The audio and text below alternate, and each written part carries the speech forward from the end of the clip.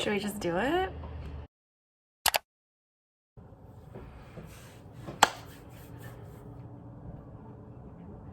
Should we just do it? Alright, hi guys. If you're new here, my name is Sophie. Welcome back to my channel. I make a lot of different kind of videos on this channel, very lifestyle related, things like grocery hauls, things like days of my life, vlogs, stuff like that. Today's video is a little bit different. I was gonna film a different video, but I just really this past week felt like this is the video that I need to film, and I need to talk about it, and I need to put it out there because I think a lot of people could benefit from it, and I think it's something that a lot of people don't know about me. And when you watch my videos or you see me on Instagram, I think you can see this one kind of person and think that everything's just like chill and normal and like, oh my gosh, I can't believe like how productive and persistent and happy you are all the time. And it's like, yeah, I am, but sometimes it's a result of something else. So this is going to be a video about my anxiety.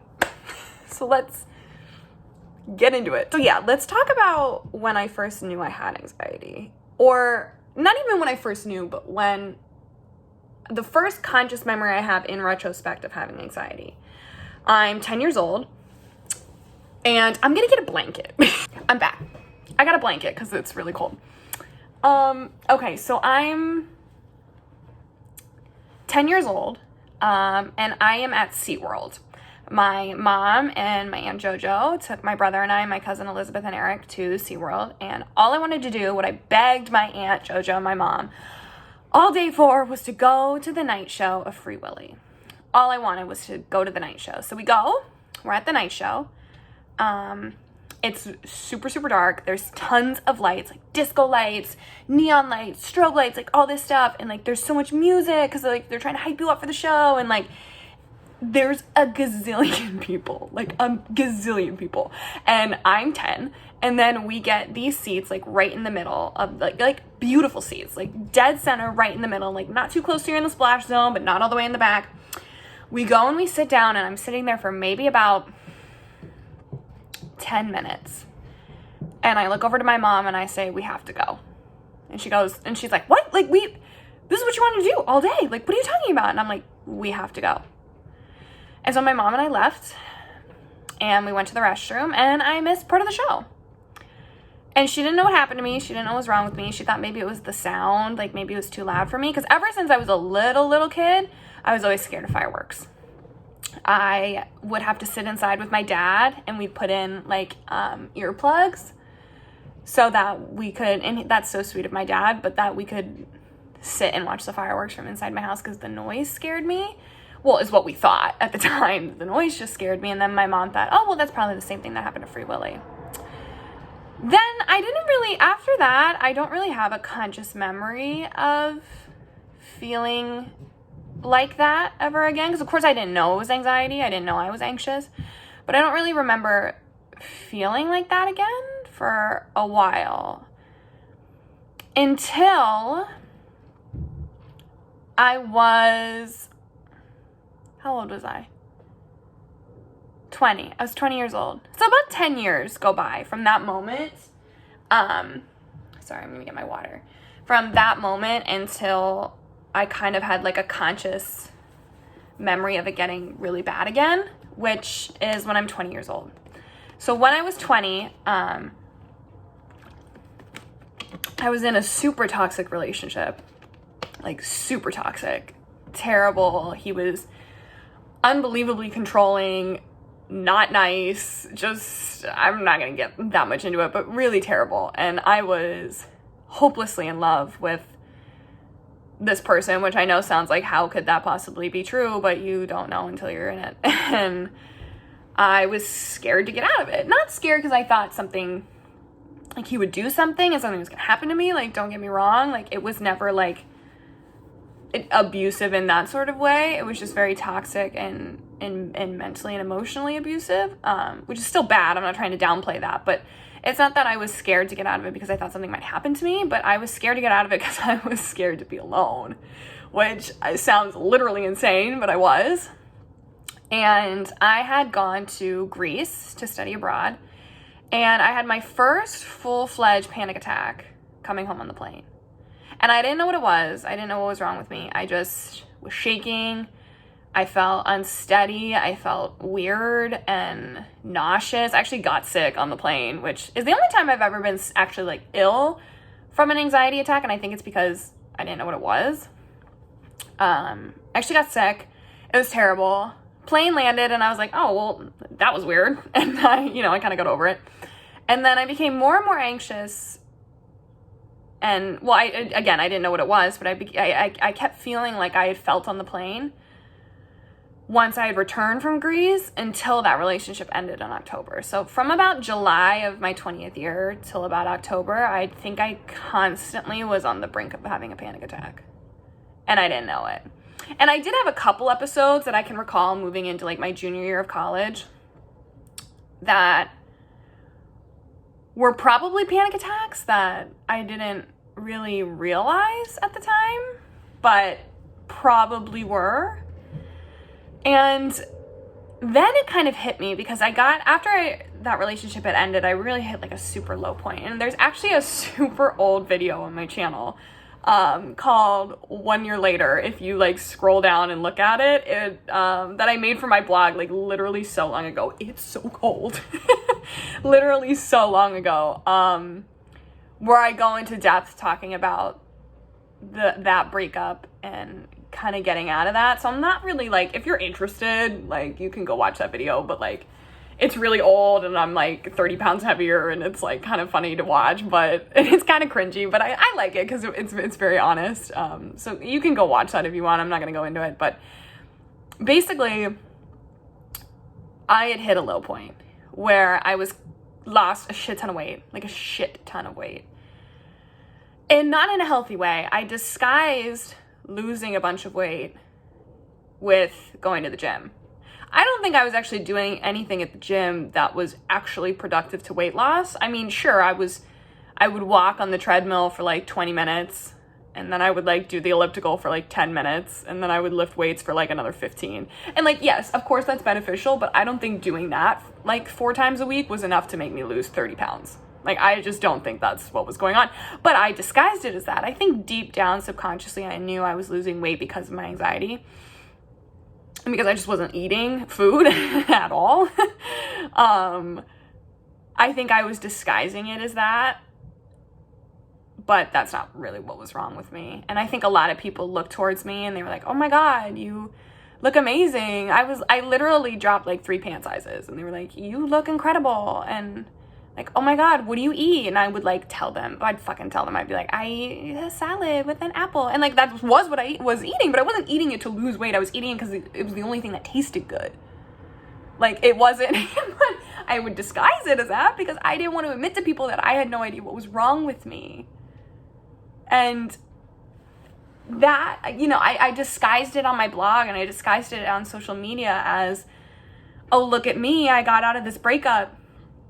And I turned it all around and I'm my best self and I'm taking care of myself and I go to the gym and look at all this weight I lost and look at how good I look and look at all the fun I can have. And I was sleeping around and I was doing all this and I was like, look at how much better my life is without you. And I didn't think I was going to get emotional. And I was not okay. I was not okay. And I made it seem like I was okay because I didn't know what was wrong with me. And I spent a lot of nights just sitting by the toilet in my bathroom junior year, just like feeling so sick. And I didn't understand it.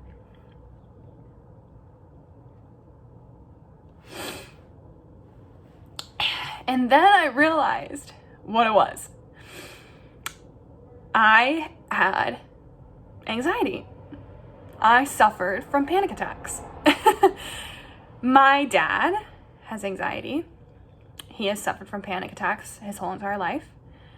I believe, and again, this is, I guess, where I'll put that disclaimer that, like, I have not seen a doctor about it. I am not a doctor. I am not qualified to tell you that you have anxiety. please don't take anything I say as, oh my God, yeah, that's me. I have anxiety too. If you feel like you have anxiety, you should seek professional help. Don't just, take it from me. I'm not a professional. I'm not a doctor. But I knew after talking to my dad that I had what he had. Hereditary anxiety is a thing. I think it's genetic in some cases. Again, in some cases it's not. It's brought on by different things, obviously. But yeah, so I through self-research, through talking to my dad, through understanding how I was feeling, realized that I have generalized anxiety disorder. And I've had it my whole life. I've had it and that's when all the things started to click for me. That's when I started to realize, oh, when you were 10 years old and you freaked out at Free Willy, you were overwhelmed.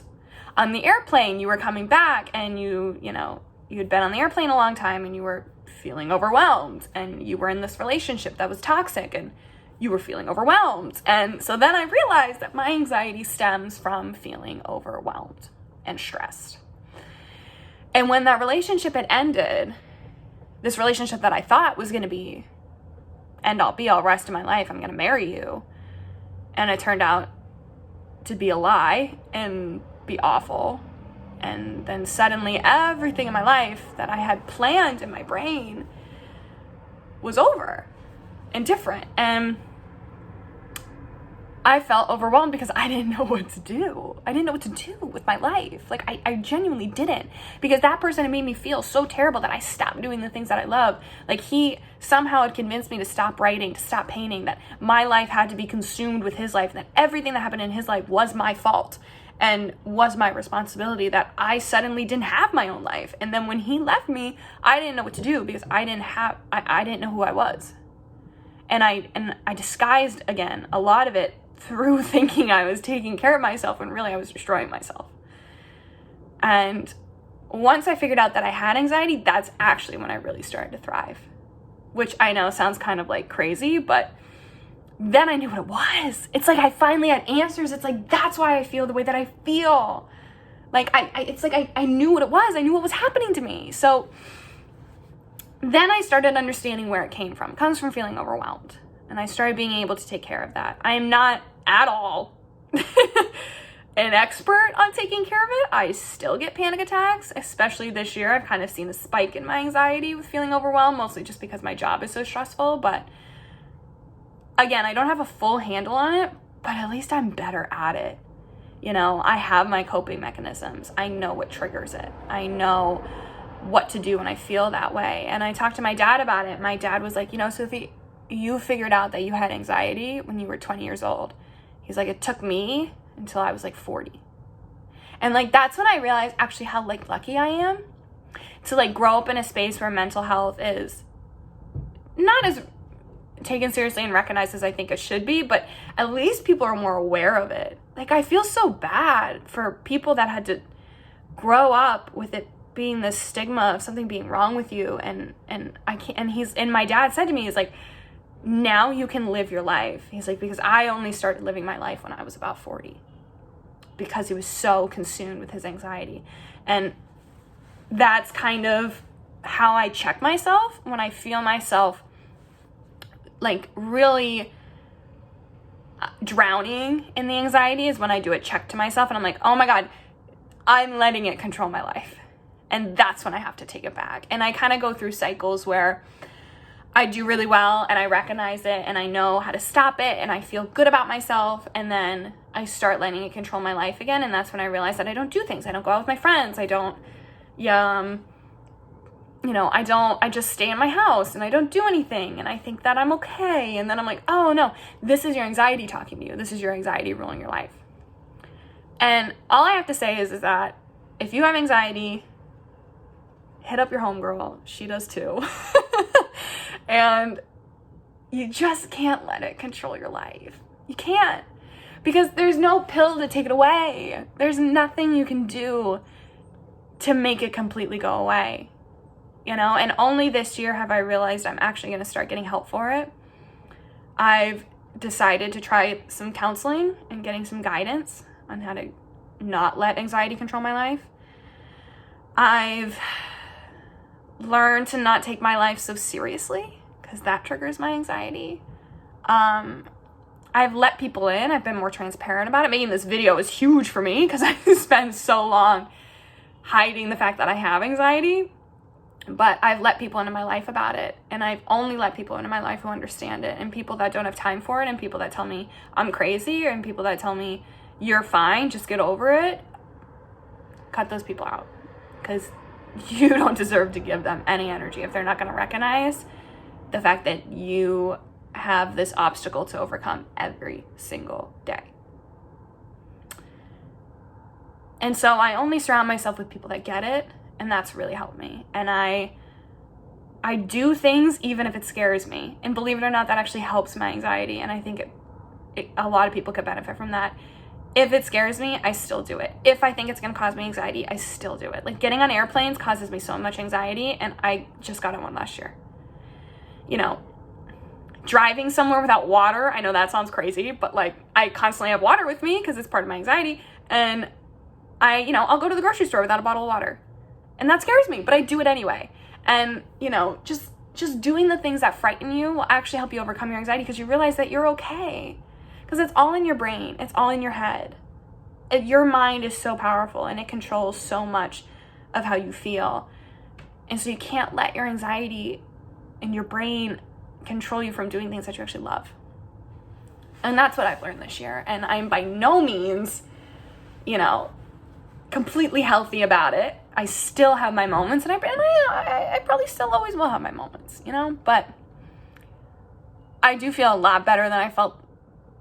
Oh my God, I'm about to be 25. That was 5 years ago when I was 20?